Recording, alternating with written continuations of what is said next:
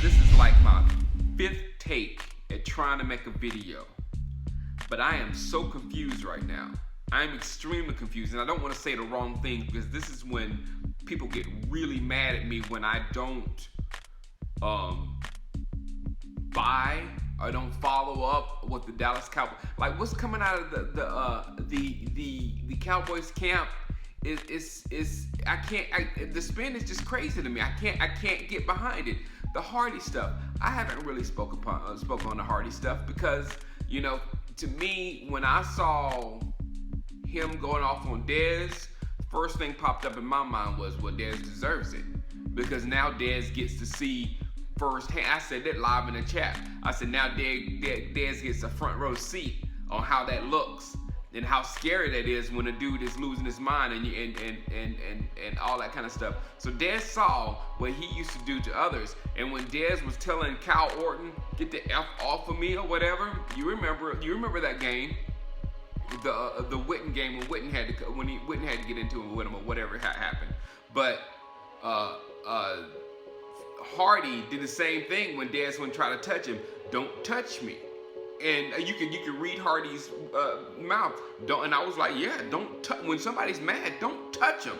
Don't come. If somebody's angry and above angry, don't come over and, man, don't worry about it, man. Don't come do that when somebody's mad. So I understand that. I understand all of that, the anger and all that kind of stuff.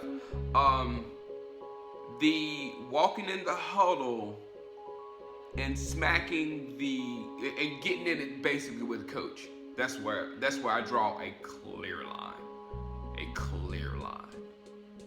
And I put this hat on for this video for a reason. I call a clear line because I don't care how much the players make or whatever. You don't cross over the line to touch and put your hands on coaches. It's just not that's just not the way an organized society or organization works. You know what I'm saying? So us allowing tirades in the past maybe could have caused this. I don't know because I wasn't around. I wasn't with those tirades before. But when a tirade, crosses over until you touch a coach, then you got a problem. Then you got a serious problem. So still, this is where I'm getting confused. Still, I get the passion and I get going overboard and I get something. But when you see something, call it what it is. The Cowboys have turned around and called that leadership. Now, I don't see in any way or shape how we want our children to act like that in any way, shape, or form. None of you do.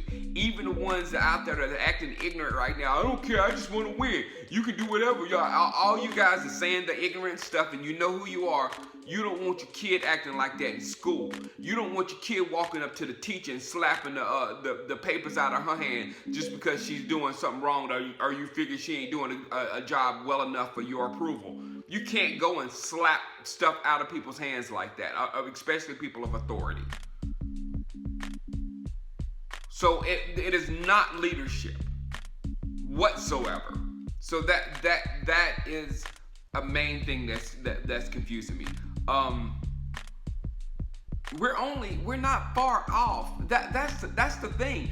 We're 2-4. I think we're a game back or a game and a half back or whatever. We're not that far back. We got Seattle coming to town. Seattle's beatable, but it's going to be hard because we had to start over. And the thing about it, and it's kind of like what I said. I wish I was in the mind of Brandon Weeden because of the stuff that happened in this game. But the running game tightened up finally. If we'd had that tightened up running game that we had last week in any of those prior losses, we would have won.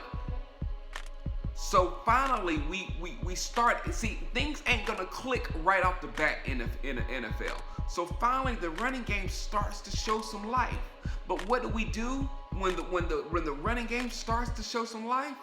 We pull the plug over here on something we've been working on for like a year and a half. The Weeden person, And if you thought that was your guy, you know, and then all of a sudden you just pull the plug because we lost to the world champs, you know, and then you put Castle back there, and you have really the only difference is one guy threw the ball down the field, the other guy didn't. The bottom line is we still lost.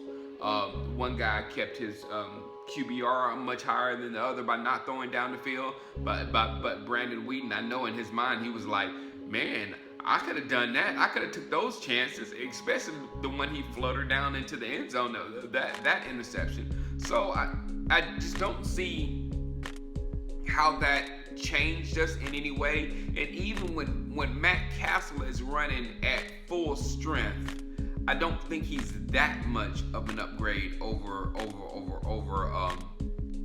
Whedon to show some type of a difference in this short time frame. Do you know what I'm saying? If Castle's going to be a significant upgrade over Whedon, it's going to be after like 5 or 6 weeks of playing in the system, knowing our offense, knowing our receivers, knowing what we do, blah blah blah. Then you will see the improvement. So it's the special teams, it's a whole bunch of stuff that is just not working right now. And of course we would have won these games at Romo, but we have to win games without Romo. Dan was saying the other day, he was like, it's hard for you to win it without your Pro Bowl quarterback. But Pittsburgh, people do it every year. Pittsburgh is still going. They hadn't seen Ben Roethlisberger in so long, it's ridiculous. They're still going.